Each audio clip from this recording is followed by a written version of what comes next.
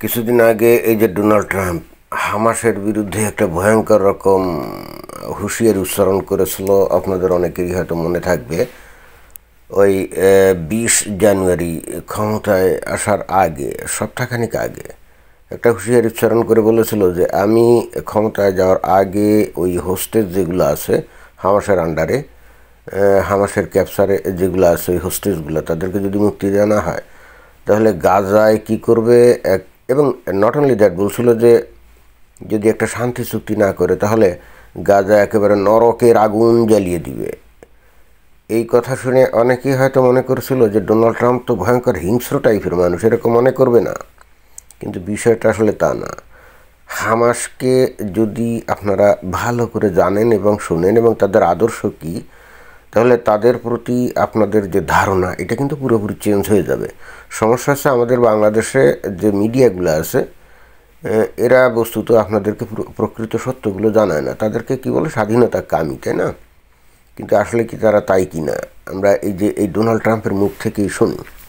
Palestinian textbooks and mosques, you've got a culture of hatred that has been fermenting there for years, and if we want to achieve peace, they've got to go out and they've got to start this educational process.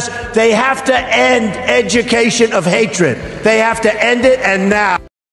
Donald Trump বলছে যে ওই যে গাজায় হামাসের যে স্কুলগুলো আছে, এখন স্কুল মাদ্রাসা কে জানে, বাট স্কুল, হ্যাঁ স্কুলই তো, ওই স্কুলে যে টেক্সট বুক যেগুলো আছে, এখানে এই যে অল্প বয়সের যে ছাত্র 5, 6, 7 বছর বয়সের পোলাফান, সেখানে ছেলে মেয়ে সেখানে ভর্তি করায় না ছাত্র, তো তাদের এই স্কুলে যে কারিকুলাম আছে সেখানে টেক্সট বুকে সেখানে একেবারে ঘৃণার আদর্শ শেখানো হয়। কী ঘৃণা?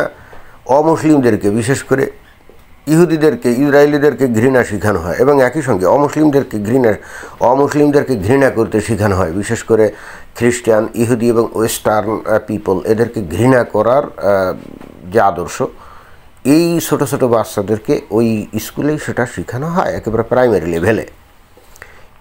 এই রকম অবস্থায় ডোনাল্ড ট্রাম্প প্রশ্ন করছে যে এই রকম অবস্থায় এদের সাথে শান্তি চুক্তি, এটা তো কোনো দিন সম্ভব না।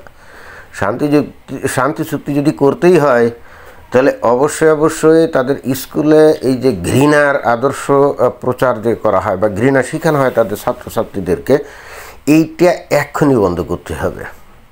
কারণ হচ্ছে এরা একেবারে মাথার মধ্যে এবং স্মৃতিতে সারাক্ষণ এই ঘৃণার আদর্শ বহন করবে এবং সুযোগ পেলেই তারা আত্মঘাতী হামলা চালাবে, অথবা আক্রমণ চালাবে, অথবা সন্ত্রাসী কর্মকাণ্ড করবে। এদের সাথে তো শান্তি চুক্তি হয় না। শান্তি চুক্তি হয় কাদের সাথে? যারা নাকি সিভিলাইজড পিপল, যারা নাকি নিজেদেরকে সিভিলাইজড হিউম্যান বিং মনে করে, যারা নাকি অন্য মানুষকে ঘৃণা করে না আদর্শিক কারণে, যারা অন্য মানুষকে মনে করে যে তারাও মানুষ এবং তাদেরও বেঁচে থাকার অধিকার আছে, তাদেরও সমান অধিকার আছে, মর্যাদা আছে, মান আছে, সম্মান আছে। এইরকম যখন কোনো জনগোষ্ঠী লালন করে তার হৃদয়, একমাত্র তাদের সাথেই করা যায়, শান্তি স্থাপন করা যায়। কিন্তু যারা নাকি আপনাকে ভয়ঙ্কর রকমভাবে ঘৃণা করে আদর্শিক কারণে, তাদের সাথে তো কোনোভাবেই শান্তি স্থাপন করা যায় না। আর যদি জোর করে শান্তি স্থাপন করা হয়ও তাহলে সেই শান্তি বেশিক্ষণ লাস্টিং করে না এবং আদৌ করে না। আমরা এই ইসরায়েল এবং এই যে ফিলিস্তিনিদের মধ্যে অতীতে বহু রকম আমরা চুক্তি টুক্তি এটা ওটা অনেক কিছু দেখেছি, কিন্তু কোনোটাতেই কোনো কাজ হয় নাই। ইভেনচুয়ালি এই এক পক্ষ যে কোনো পক্ষ চুক্তিটা ভঙ্গ করে। এখানে ইসরায়েলও চুক্তি ভঙ্গ করতে পারে, কারণ তারা যখন দেখে যে প্রতিনিয়ত এই ফিলিস্তিনিরা তাদের ঘৃণা করে, তাদের বিরুদ্ধে বিষোদ্গার করে, তাদের অভিশাপ দেয়, কাহাতাকার সহ্য করবে। এখানে আর একটা বিষয় হচ্ছে যে, যেমন ধরেন যে আমরা বর্তমান বিশ্বে বিভিন্ন দেশে যে আত্মঘাতী হামলা টামলা যেগুলো দেখি, এরা কারা করে? সাধারণত দেখা যায় মুসলিম সম্প্রদায়ের লোকজন করে। অন্য সম্প্রদায়ের লোকজন দিয়ে কিন্তু আত্মঘাতী হামলা চালানো যায় না।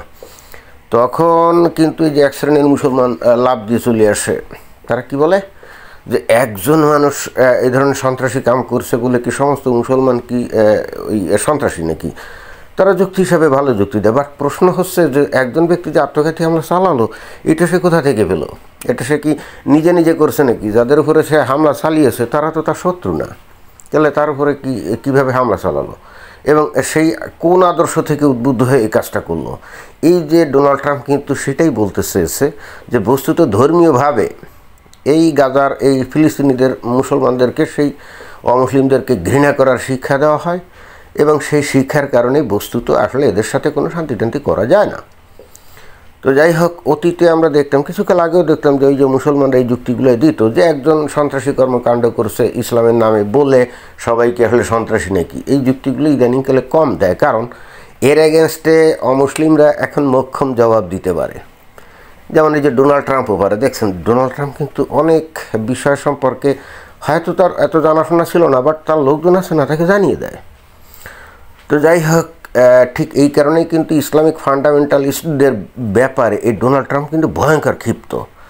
এবং এই যে বর্তমানে এই আমেরিকায় বসে সে যে ওই যে করছে, আমরা দেখছি একটা ঘটনা সাম্প্রতিককালে ঘটছে, সেটা হলো যে ওই বিশ্ববিদ্যালয়ে আপনারা জানেন যে ওই 7 অক্টোবর 2023 সালের পরে একটা পর্যায়ে যখন গাজায় ইসরায়েলি বিমান হামলায় বা গুলিবন্দুকে শত শত না হাজার হাজার ওই যে নারী পুরুষ মারা যাচ্ছিল, কারণ হামাসা তো ওই গর্তে লুকাইছিল ওই যে টানেলের নিচে, তাই না? তো উপরে মারা যাচ্ছিল না, নারী শিশু অনেকেই তো মারা যাচ্ছিল।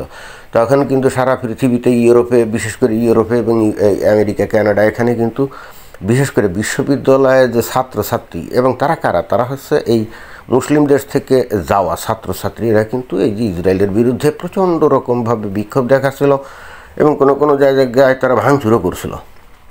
তো এখন ডোনাল্ড ট্রাম্প ক্ষমতায় এসে এখন ইনভেস্টিগেশন করে এই বিভিন্ন বিশ্ববিদ্যালয়ে যে যে ছাত্ররা মানে বাইরের দেশ থেকে আসা, বিশেষ করে মুসলমান যে ছাত্র মুসলিম দেশ থেকে আসছিল, তাদেরকে চিহ্নিত করে তাদের ছাত্রত্ব বাতিল করে দিয়ে, তাদের ভিসা বাতিল করে দিয়ে স্বদেশে পাঠিয়ে দিচ্ছে।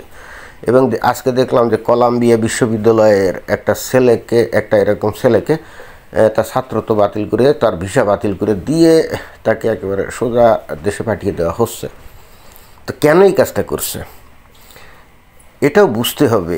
একতরফা অনেকে ওই ডোনাল্ড ট্রাম্পকে বলে যে অমুক সমুক তমুক, কিন্তু বুঝতে হবে যে সে যে এরকম, তারও তো কারণ তো বুঝতে হবে। আপনি আমাকে ঘৃণা করবেন এবং এরপরে আমার কাছ থেকে আপনি ভালো ব্যবহার আশা করবেন, এটা তো হয় না, তাই না? আপনি যদি ভালোবাসা, সম্মান এগুলো যদি আপনি পেতে চান, তাহলে অবশ্যই আপনি আমাকেও সম্মান করবেন, আমারও অধিকারের প্রতি আপনার শ্রদ্ধা থাকবে, সম্মান থাকবে, তাই না? অর্থাৎ আপনি একজন যেমন হিউম্যান বিইং, আমিও তেমন হিউম্যান বিইং। এখন আপনি যে কোনো একটা ধর্মীয় বিশ্বাস লালন করতে পারেন, it's up to you and it's your freedom of choice, but it doesn't mean that based on your religious dogma you can hate me. No, you can't. And if you hate me, then you will be also hated by me. তাহলে ঘটনাটা কি দাঁড়ালো? ইটটা মারবেন, পাটকেল খাবেন না, তা তো হয় না। ধন্যবাদ।